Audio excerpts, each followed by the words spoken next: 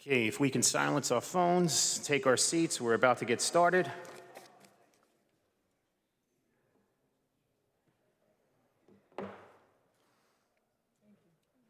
Okay, good evening, everyone. We are on the record. Today is Monday, the 23rd day of May in the year 2022. This is a City Council caucus meeting of the Jersey City Municipal Council. We had a scheduled 4 p.m. start. The clock on my cell phone is showing 4:04 p.m. May we have a roll call for the commencement of this meeting? Councilperson Ridley is not here. Councilperson Prinzeri. Here. Councilperson Baggiano. Councilperson Soleil is not here. Councilperson Solomon. Councilperson Gilmore. Present. Councilperson DeGise, not here yet. Councilperson Rivera. Here. And Council President Waterman. Here. Okay, we have 6 council members in attendance at 4:04 p.m. On behalf of Council President Waterman, in accordance with the New Jersey Public Laws of 1975, Chapter 231, the Open Public Meetings Act, also known as the Sunshine Law, adequate notice of this meeting has been provided by the posting on the bulletin board of the first floor of City Hall, the annual notice, which is the schedule of meetings and caucuses of the Municipal Council for the calendar year 2022, and filed in the office of the City Clerk on Thursday, October 28th, 2021. In addition, at the time of its preparation, the agenda of this meeting was similarly disseminated on Friday, May 20th, 2022 at 2:40 p.m. to the Municipal Council, Mayor, Business Administrator, Corporation Council, and the local newspapers, and posted on the city's website, so I can certify as to our total compliance with the Sunshine Law. Council President, I'm going to turn it over to you. Okay. Shay, Director Shay, we'll start with you. I don't see Chris. Good evening, Council President, members of the Council. Department of Public Safety has 3 resolutions, nothing else on for tonight. First one involves the police. It's resolution number 22384, agenda number 10.9. It is a resolution authorizing the acceptance of a grant award from the state of the state of New Jersey, Office of the Attorney General, Department of Law and Public Safety for the Safe and Secure Communities Fiscal Year 2022 Grant Program. This is a grant of $108,000 that can be used to fund a portion of 8 police officers' salaries during the calendar year of 2022. Any questions? Next. Okay, the next is the very next one, 10.10, 22385. It's a resolution authorizing the Jersey City Police Department to submit an application, not to accept it, just to submit it, applying for funding from the U.S. Department of Justice, Office of Community-Oriented Policing Services, for participation in the COPS hiring fiscal year 2022 program. Based on the size of our department, we are allowed to submit an application asking that for funds to assist with paying the salaries of 15 newly hired police officers. Questions? Next. Okay, and my final resolution for the Public Safety Department is 22-407, agenda number 10.32. It's a resolution authorizing an award of a contract to Seagrave Fire Apparatus, LLC, for the purchase of 1 aerial ladder truck through the Houston-Galveston Area Council Cooperative Purchasing Program for the Department of Public Safety, Division of Fire. This is the largest apparatus we have, the aerial ladder truck. It's due for replacement. It is on the schedule of replacing an engine every year and a ladder truck every other year.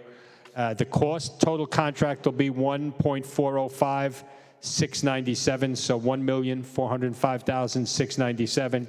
That's the co-op price, same price for everyone across the country. Director, is this from capital or operating funds? Capital. This is from Capital. Great, thanks. Anyone else? That's it, Director. Thank you, ma'am. Thank you, members of the council. Council President, before you move on, I just want to record Councilperson Ridley present at 4:07 p.m., so we now have 7 council members present at 4:07. And okay. DeGise as well. Sorry? DeGise is here. Oh, Amy DeGise as well. Council All right, I President, didn't see you sneak in. Sorry for the mix-up. We have Joe Bauman representing the JCRA today. Okay, so, 10.1, Joe, can you explain? Yeah.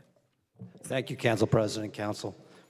This resolution we're asking you to consider is required as part of our application to the state for certain tax credits to offset the costs related to the first Bayfront project, which is going to be 210 units, 35% of which will be for people of 60% or less medium income.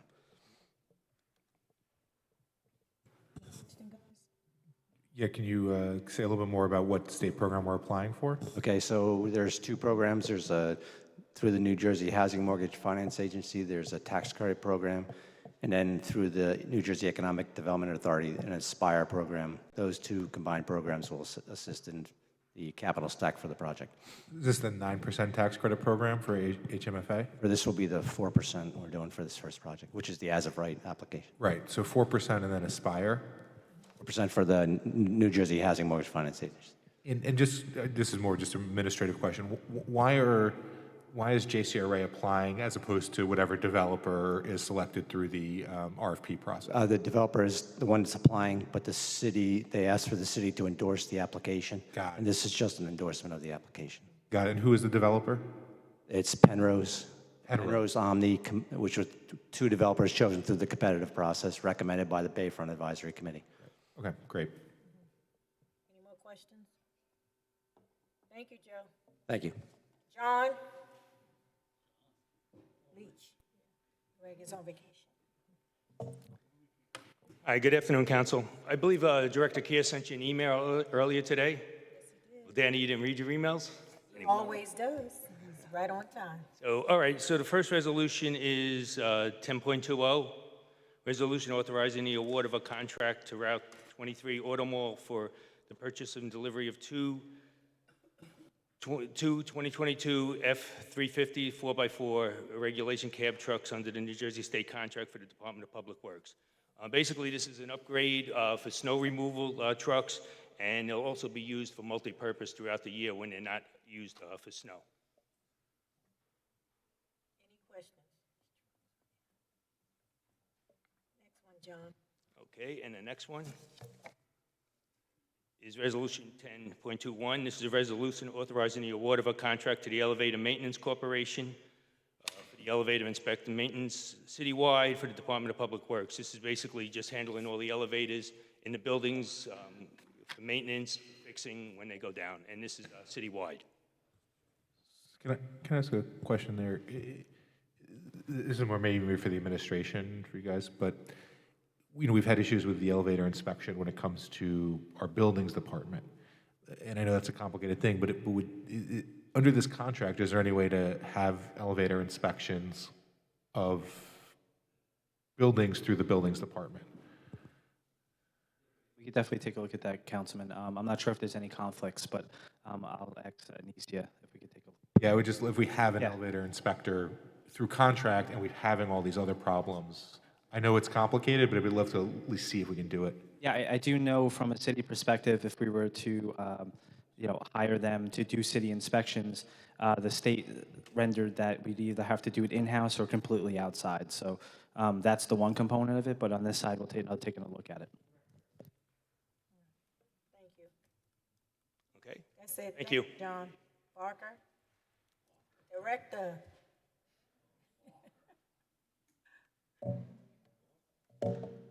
Hello, Council President, members of the council. I have 3 resolutions to present for the Division of Architecture, and then the rest of the divisions under infrastructure have their own items. So the first one is agenda item 10.22, resolution number 22-397.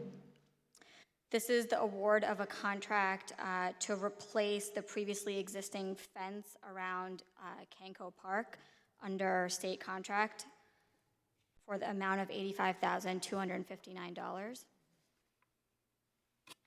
questions? Next. Okay, the next item is 10.23, resolution 22-398. This is the award of a contract to Industrial Cooling Corporation for the replacement of a heating unit at the OEM building located at 715 Summit Avenue. Questions? Okay, the next item is 10.24, resolution number 22-399. This is the award of a contract with a general contractor for site lighting and circulation improvements to Leonard Gordon Park. Any questions?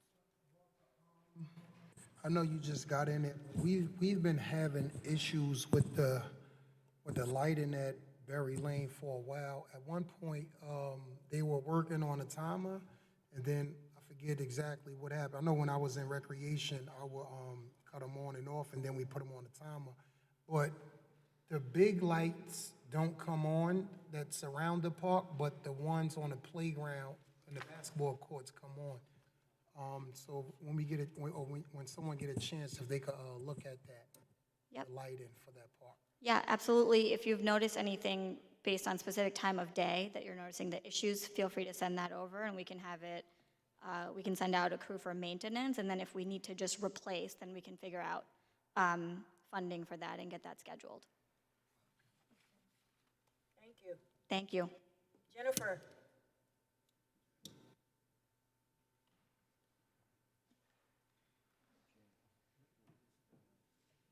Good afternoon, Council President, members of the council. I have 4 ordinances and 1 resolution to present.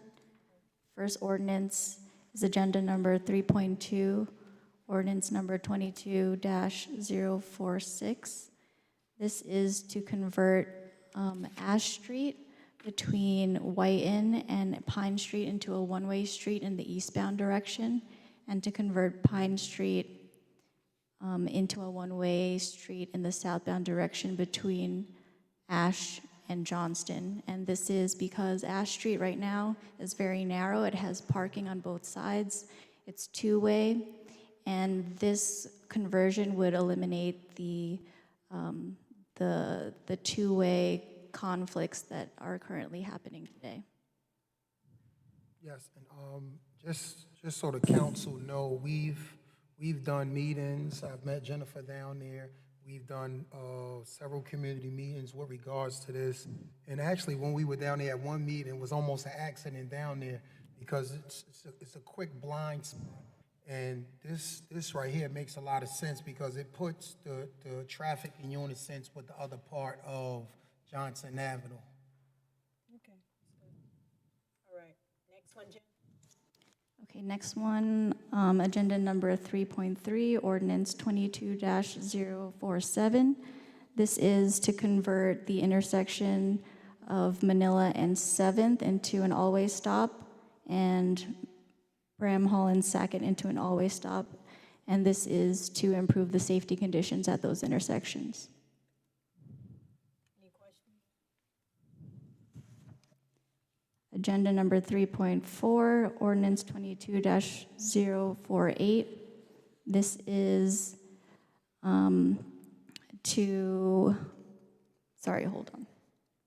This is for the reserved parking spaces from the last meeting on April 5th that were approved by the committee. Next ordinance is 22-049, agenda number 3.5. This is to convert Washington Street between Columbus and Montgomery into a two-way street. And this is to help congestion on Montgomery as well as on Green Street, and to help circulation in the Paul's Hook area to get to Columbus. Okay. Any questions? Go ahead, Jennifer. Okay, last one, resolution 22-400, agenda number 1025. This is a resolution to enter into a cost reimbursement agreement with NJDOT for the Oakland and St. Paul's intersection improvement project, which would include constructing a new traffic signal at that intersection. Thanks, Jennifer. That's it. Thank you. Paul?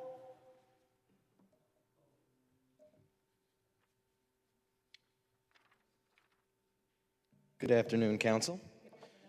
I'm here to present on Resolution 22-401, and that's Agenda Item 10.26.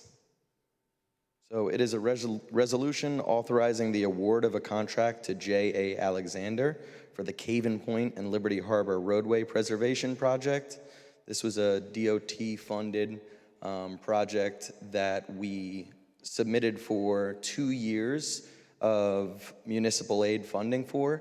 It's about $4 million of municipal aid funding. The bids came in under the engineer's estimate with 3 bidders. That was a very, very tight bid between the 3 bidders. We've worked with the contractor before, and we do think that we should award this contract and get to work. I know Councilwoman Ridley has been waiting on this project for quite some time. There's been underground work over there, and everybody's anxious about getting started.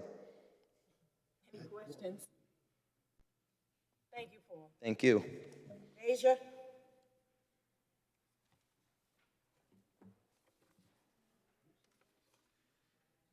Good afternoon, everyone. I am here with Agenda Item 10.7, Resolution 22-382.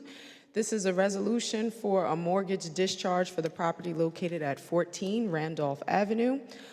This mortgage was a part of the HORT program. In 2011, the borrower borrowed $35,250 from the city. In return, they signed a mortgage note. This indebtedness is a deferred payment, no interest mortgage. Upon 10 years after the end of signing the mortgage, it would be forgiven in its entirety. All of these conditions having been satisfied, the City of Jersey City is obligated to discharge this mortgage. Any questions? That's it. Thank you. Alexander? That's it. Thanks, Deja.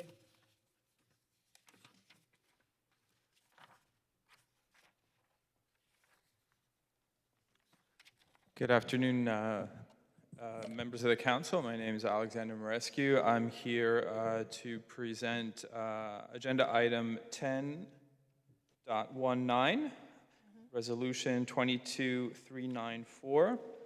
It is the resolution authorizing the City of Jersey City to accept a monetary gift from the Jersey City Economic Development Corporation to fund the city's participation in the Food Matters Regional Initiative.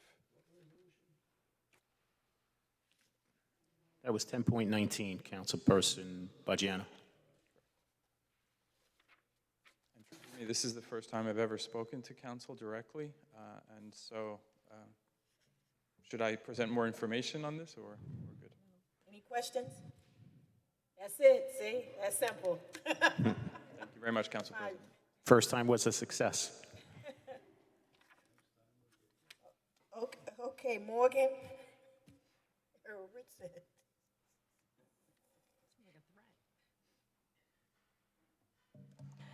Good afternoon, all. I have agenda item 10.18, resolution 22-393. It is the resolution authorizing that the Health and Human Services accept the summer food service grant for 2022 in the amount of $605,290.13. This would cover the breakfast and lunch meals, the salaries, and also the supplies for the program.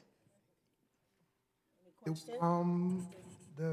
we know the vendors, the new vendors? I know I think we're not going with the old vendors, and there were supposed to be new vendors. Yes, so we had the bid day at the beginning of May, and the state did award the contract. I'm actually pretty confident in them, and that'll be on next month's agenda. But yes, the state did award it.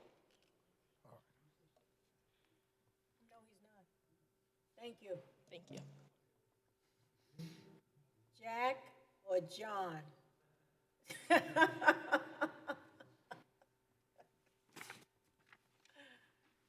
ahead. Either one is okay with me. Okay. You know, back in the, when I was in my 20s, I sat right there, and I had ambition to be in one of your seats. Really? But I learned quickly that now I remember why I chose to go into private industry, and so my apologies. Go ahead. Yep, this is a resolution. It's a standard resolution authorizing the tax collector to prepare and mail estimated bills. Which is item 10.33, Oh, yeah. Resolution 22-408. It's the last resolution. Thank you, Sean. And, yeah, so it's more, it's just to, we just need to send the estimated bills out, basically, we have recurring expenses that are ongoing, but if we don't have the revenues coming in to match it, we have some problems. And most of this, we have a huge, the Board of Ed already approved their budget, and I estimate that in August, we're going to be having to pay them like $85 million. So this kind of helps us get, we need the cash to keep flowing, as we go along. So I think that's, really all I needed to say. Can I ask two questions? Sure. So first question is, if we move ahead with the estimated tax bill, Yeah. will that reflect the increase in Board of Ed taxes? Or will you simply estimate as what people required in the first and second quarters of the year? Yeah, so what we did is, and I've already talked to the Division of Local Government Services, and they feel we have justification, but normally it's you're allowed to increase your current rate to a maximum within a range of 95 to 105%. So for the municipal portion and the county portion, we used 105%, and but we use the actual Board of Ed approved budget number in there because it's known and measurable right now. And that, alone would and if I left everything flat, our current rate, and just increased the Board of Ed portion, it would bring the rate up to like 1.84. But I just built in some more, just a little bit for inflation. I'm sorry, what's the rate today? The rate is 1.604, and this is asking for 1.889. Got it. Okay. And again, like I said, a lion's share of that is for the Board of Ed. Right. And Council, that's just so, being as we do have the realized number for the Board of Ed, the number will be more proportionate amongst the third and fourth quarter, and taxpayers aren't banged with a larger bill at the end of the year. And the second question I had, which is more for the BA, do you have an update on the kind of budget process for us? Sure, so we'll be presenting the budget at the next council meeting. We were waiting for both signals from FEMA in regards to reimbursements, as well as the federal government with their allocation of the second tranche of the American Rescue Plan. So we've just received those this week, not in time to get it onto this meeting, but we'll give it to the council at the next council meeting, and we'll also send it to the state so they could start doing their approval process. And then we'll start scheduling all of our budget hearings within the next 2-3 weeks. That's it? Is that it? You want to stay? Thank you. Bye, Jack. Norman?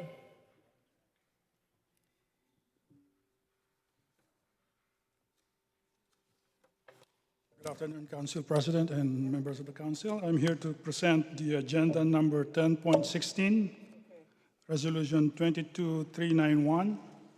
The resolution is authorizing the payment of a claim submitted by the New Era Technology for the past due payments of services for the Department of Administration, Division of Information Technology. New Era Technology provided SIP trunking conversion services to the city from March 2019 to August 2022. Any question, guys? Any question? Thank you, Norman. Thank you. Eric, is Eric here? He was here. Oh. No, he was here. Yeah, Eric Fleming, he was here. Okay. Tanya?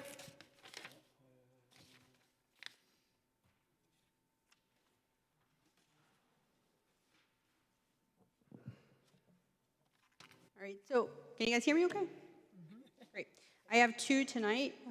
One I am covering from Matt Ward, so please be patient with me as I go through it with you, and that's the Tidewater Basin. The other one is the Journal Square 2060. So, as you may know, within the fair share litigation that happened, one of the things that happened was that they challenged the way that we do our process or our planning board writing or zoning. And the right way to do it, according to the MLUL, is that it starts with starts with the city council, and the city council authorizes the planning board to create an amendment or revision or to do a study, and then we prepare the study, the amendment, the revision, we bring it to planning board, and then it comes to you for the 2 readings. We've done it a couple of different ways already, in case you haven't noticed. Sometimes it'll come to you for first reading, and it'll go back to the planning board. In that first reading, there'll also be, we're sending it back to planning board to get study and then come back. When we are concerned that there might be some language changes, we like to do it this way. This way, it doesn't have to start all over again at first reading, because the boundaries that you guys have to change language from first to second reading are more finite. So tonight, the 2 things before you are in that category of the resolution authorizing us to study. Now, the Journal Square 2061 has no zoning prepared or written for it. It is purely asking the planning board, directing the planning board to study to write amendments that would include affordable housing, open space provisions. As you know, the courthouse park is trying to be constructed. A part of that is the demolition of the actual courthouse itself. Arts and culture, there's a ton of, the museums and the theater that are going up, and I'm missing one. Oh, and the construction of a public school facility. Anya, what resolution are you talking about? The 10.17, Resolution 22392. All right, That's for the Tanya, Journal Square 2060. Tanya, before you go on any further, I'm going to ask that this be polled. I'd like to sit down with you, and other people in the Ward C would like to sit down with you and discuss this, because it's all relatively new to all of us, and we'd like a lot more information on it, if it's okay with you. I mean, it's fine, just so you understand that there's no language written out yet. It is literally just to authorize the planning board to study, to even look at it. I understand your concern 100%, but I just want, if there's any level of comfort in that, this is still very high level. This is a step that I need to even begin to look at anything.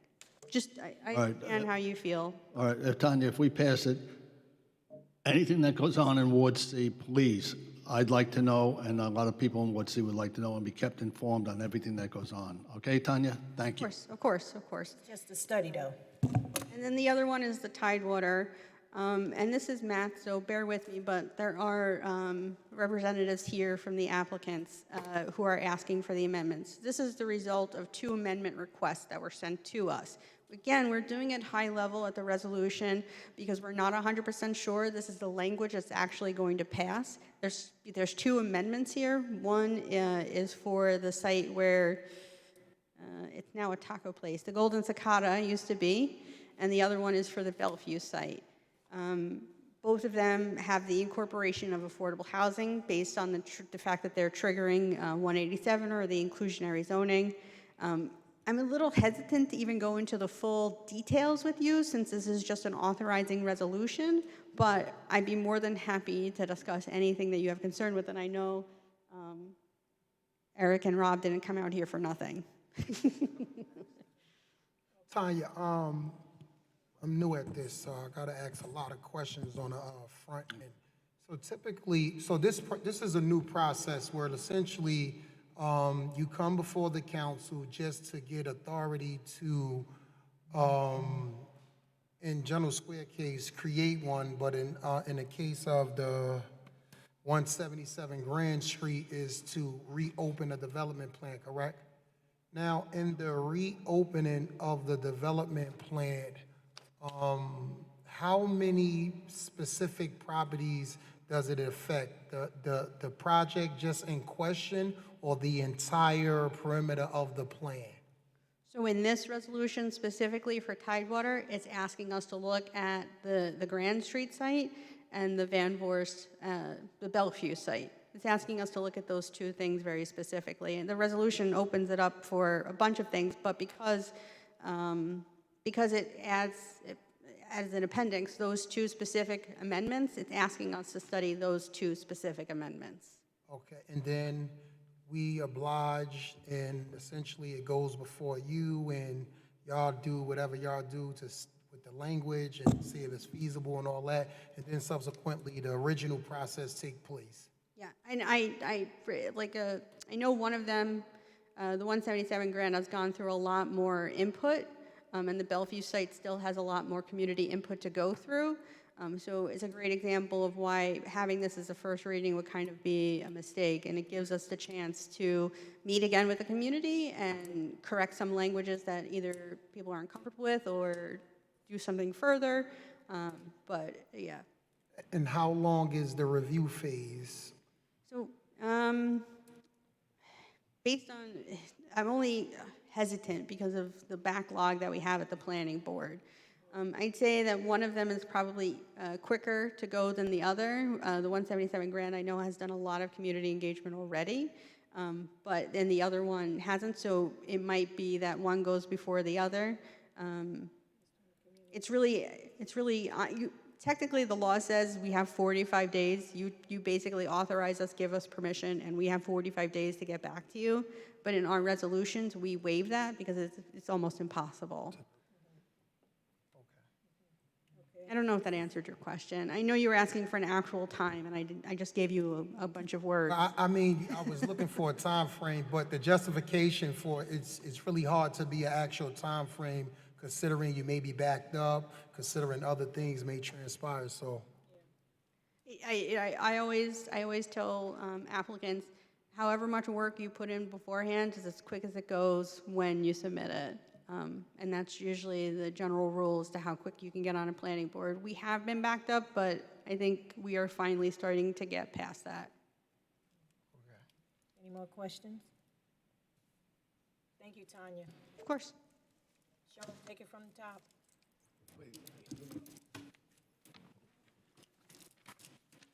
Alrighty. So the only first reading ordinance wasn't touched on is the first one. Item 3.1, City Ordinance 22-045 is an ordinance amending the pay transparency regulation located in Chapter 148, Discrimination of the Jersey City Municipal Code. Sean, can I just say something on this? Sure. This ordinance is very loosely written, and I'll give you a bunch of examples. It says within the city of Jersey City. What if it's a multinational corporation? That's number one. In the term digital media, defined anywhere. What is digital media? If I hire an advertising firm and they fail to comply with this law, who is liable? How does this affect companies who are not hiring for a specific position, but doing a general call for resumes? Those ranges can be extremely broad. How much time are we going to give employees? This could take a lot of time for companies to make changes and implement. Note, New York City gave their employees more than 6 months. This whole thing is very loosely written, and it should be rewritten and bring in all these things. And I have a lot more on this here, but if you're going to pass this here, you have to have it done properly. This is an update on some language. That's why I want to know what happened. Go ahead. So, Council President and council members, we were getting some questions with respect to the original ordinance, or with respect to who it applied to, what type of employers. There's a lot of business scenarios that the original ordinance would not make those companies comply with this particular ordinance. So we tried to, some of the terminology, principal place of business was problematic, so we took that out. To encompass more employers that are located in Jersey City. We also take into consideration some of the hybrid companies that may have an office outside of Jersey City, but we're only focused on the locations within Jersey City because we cannot enforce what they do outside of Jersey City, the other locations in other towns or outside of Jersey City. So our focus is only on the location within Jersey City. And this should be rewritten and brought back to the council and explained, maybe at a closed session if we have to have it. We done passed the first one. You changing the language. 'cause We're I just know we changing the passed language. We just passed this. So this was already passed. We were just defining some of the terms because there were some questions. So that's all we were doing with respect to this, but this was already passed, Councilman Borgiano. But we will take into consideration some of your questions. If you can email that to me, if you don't mind. Email her the questions and You're see. still bringing it up as an ordinance, even you're saying it's already passed. But the Yeah, thing we're is, amending the ordinance to include All right. additional language to what was already it should passed. be written in a much clearer definitions. Like, Councilman, I think what they're, I'll send you this tomorrow. Yeah. Yes, thank you. And if any other council members have any questions regarding this pay transparency ordinance, please feel to email me as well. Okay, items 3.2 through 3.5 were touched on earlier. Item 4.1, City Ordinance 22-042 is an ordinance of the City of Jersey City and County of Hudson, State of New Jersey, authorizing the transfer of certain city-owned real property identified on the tax map of the City of Jersey City as Block 19903, Lots 1 and 5, to the Redevelopment Agency. Item 4.2, City Ordinance 22-043, is an ordinance of the City of Jersey City of the Municipal Council, amending language in the Land Development Ordinance, Chapter 345.6, definitions related to the office and medical office uses. Council members, item 4.3, City Ordinance 22-044, was listed by mistake. We did not advertise this for a second reading for this meeting, so I'm going to remove that from the agenda. It will be a second reading on June 15th. We have to get the notices out to all affected property owners and including the existing members of the McGinley Square Special Improvement District. So that ordinance will be a second reading on the June 15th meeting. And with that being heard, we're going to have a Special Improvement District Assessment public hearing on the 2022 Historic Downtown Special Improvement District Assessment Roll and Budget, which coincides with the two resolutions that are on the agenda. We have the Director of the Historic Downtown here, Rachel, if there's any questions on her budget or assessment roll. this is actually more of a question for the administration, relates to the HDSID budget. It is my understanding, but please correct me if I'm wrong, that the city is looking at UEZ funds to pay for off-duty officers for special improvement districts. Can you give us an update on that? And does that apply to all special improvement districts? And just help give us a little more information. Yes, Councilman. So I'll be able to present the council with a more definite posts and hours and days of operation, but it's a citywide initiative. It covers roughly $1 million. It's like $980,000. And what we're trying to do is facilitate those with on-duty posts with reimbursements. This way we get more hours bang for our buck there. And part of that, we worked with the director of this SID for potential evening shifts and weekend shifts. And then there were some concerns about possibly some occurrences that happened during the day that Director Shea had responded to. And we'll get the exact number for you guys, but we were just sensitive to the days and hours in which there may be some issues for each particular SID. And when would it go into effect? So we have those dollars, so they'll probably go into effect the first week of June. Okay, perfect. Yeah, if you could send us those hours so Yeah, that'd be all of us can review and if there's any potential amendments we'd like to make, but on the whole, it's everything we want and want to see it in place, as soon as Memorial Day hits. Yep, and then Summer season. we're eligible for the new UEZ money July 1st, so that'll run concurrent until the next July 1st of 2023. Okay. Rachel, you do an excellent job. Okay, no questions for Rachel. Thank you, Rachel. That was also item 10.12 and 10.13 on your agendas. That's the ratifying the budget and accepting the assessment roll. Next, we'll have our public request for a hearing. We have two speakers at the moment. Any questions or comments on petitions and communications, items 6.1 through 6.21? Hearing none. Any questions on office communications, 7.1 through 7.4? Hearing none. Report of directors, 8.1 through 8.12. Right, we have our claims. And right on to the resolutions. Item 10.1 was touched on earlier. Item 10.2, City Resolution 22-377, resolution honoring Jonathan McCauley. Item 10.3, City Resolution 22-378 is a resolution honoring Faith Bethia on her athletic accomplishment. Item 10.4, Resolution 22-379 is a resolution celebrating the 50th founding anniversary of Laco's Restaurant in Jersey City. Item 10.5, Resolution 22-380, resolution to cancel tax sale certificate 2021-0917 sold in error to refund the purchase funds to U.S. Bank-CUST Tower DBXI Trust 2021-1. That's a mouthful.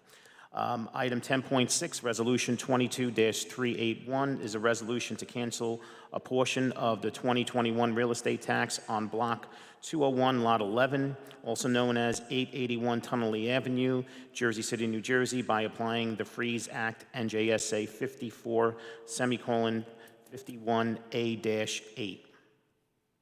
10.7 was touched on earlier. Item 10.8, Resolution 22-383, is a resolution amending Resolution 21-698, approved on September 23rd, 2020, awarding a one-year contract to Jersey City Medical Center for medical services and amending Resolution 21-766, approved on November 10th, 2021, renewing a one-year contract with the Jersey City Medical Center for medical services. So how is this resolution being amended?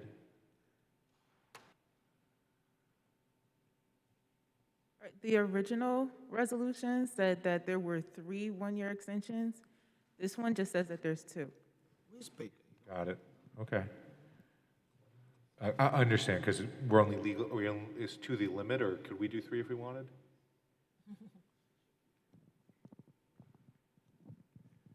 Two. Got it. Okay.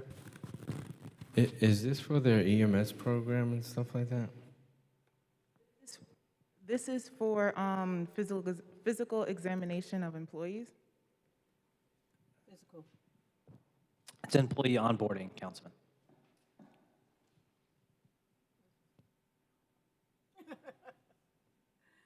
Go ahead, Sean. Okay, just making sure we're good. Items 10.9 through 10.13 were touched on earlier. Item 10.14, Resolution 22-389 is a resolution appointing Sean Prince as a member of the Jersey City Housing Authority. Item 10.15, Resolution 22-390 is a resolution appointing Elizabeth Phillips Lorenzo as a member of the Jersey City Housing Authority. Items 10.16 through 10.27 were touched on earlier. Moving right on to 10.28, Resolution 22-403 is a resolution in support of Senator Brian Stack's Bill S-2084 and Assembly Raj McCurry's Bill A3520, which will appropriate $100,000 from the general fund to the Division of Housing and Community Resources in the Department of Community Affairs for the disbursement to the City of Jersey City to conduct a feasible study examining transit and green space needs at the Bergen Arches.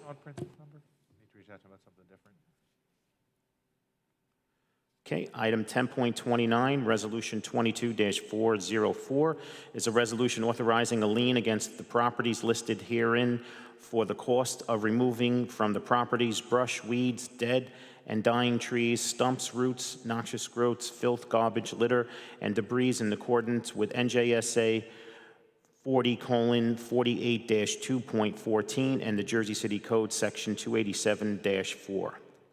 Sean, hold on, Sean. Sure.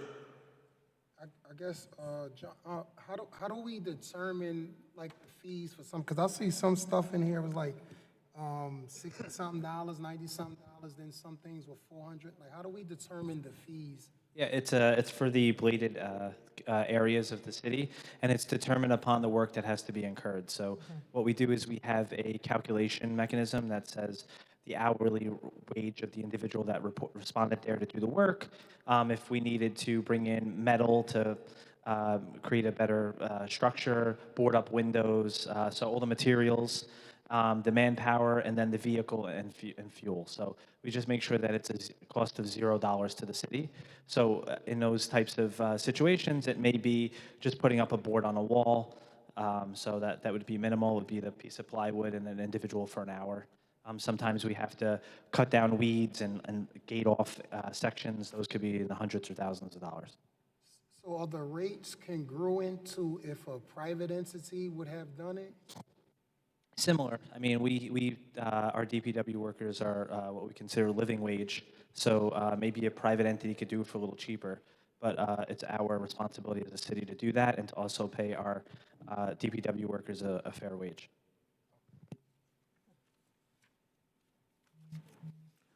I'm sorry, council members, I misspoke before. We didn't touch on item 10.11, Resolution 22-386, which is a resolution introducing and approving the 2022 budget of the Journal Square Special Improvement District and directing the city clerk to publicly advertise the budget and schedule a public hearing, and directing the tax assessor to prepare an assessment roll of the properties within the district based upon the budget. Sorry about that. Next, item 10.29 was touched on, well, we just did that. Item 10.30, Resolution 22-405 is a resolution ratifying the renewal of a professional service agreement with the law firm Netchett, Danian, and Hillman to represent the estate of police officer Martin Otundo in the matter of Jonathan Sanders versus the city of Jersey City. Questions? Item 10.31, Resolution 22-406 is a resolution ratifying the award of professional service agreement with Cleary, Jacoby, Affery, Jacobs to represent the city of Jersey City and the Jersey City Police Department in the matter of Pierre Lindor Jr. versus the city of Jersey City. So can I stop for a second? This looks like a new case, is that right?